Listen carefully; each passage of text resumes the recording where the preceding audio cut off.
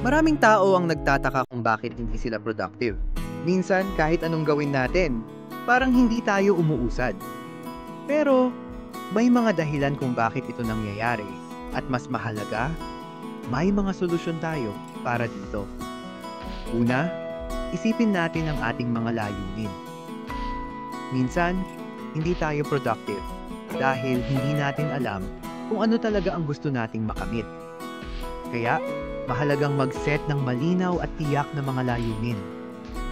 Gumawa ng listahan ng mga bagay na nais mong makuha sa loob ng isang linggo, isang buwan, o kahit isang taon.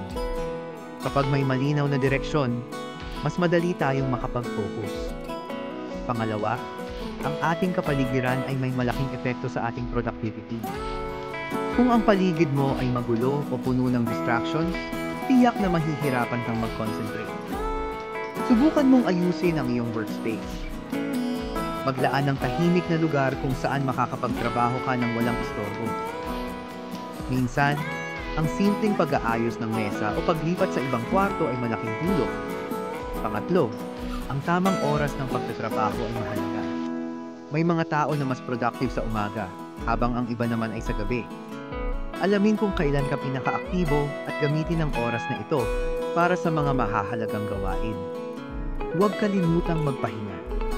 Ang sobrang pagtatrabaho ay nagiging sanhi ng burnout na nagiging hadlang sa ating productivity.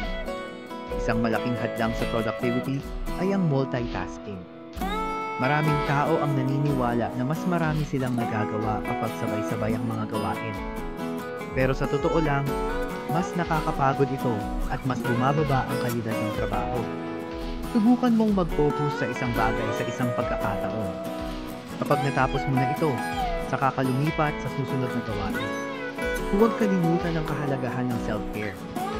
Ang mental at physical na kalusugan ay may direktang epekto sa ating kakayahang magtrabaho. Maglaan ng oras para sa ehersisyo, tamang pagkain, at sapat na tulog. Kapag maayos ang ating kalagayan, mas madali tayong makapag-concentrate at maging productive. At syempre, huwag kalimutan ang pag-reward sa sarili. Kapag natapos mo ang isang malaking proyekto o kahit simpleng gawain, bigyan mo ang sarili mo ng kaunting pahinga o treat. Ang mga maliliit na gantimpala ay nakakatulong para mapanatili ang motibasyon.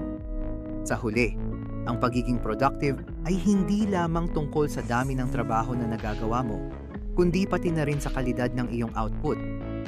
Maglaan ng oras para sa mga bagay na mahalaga sa iyo at huwag kalimutang maging mabait sa sarili.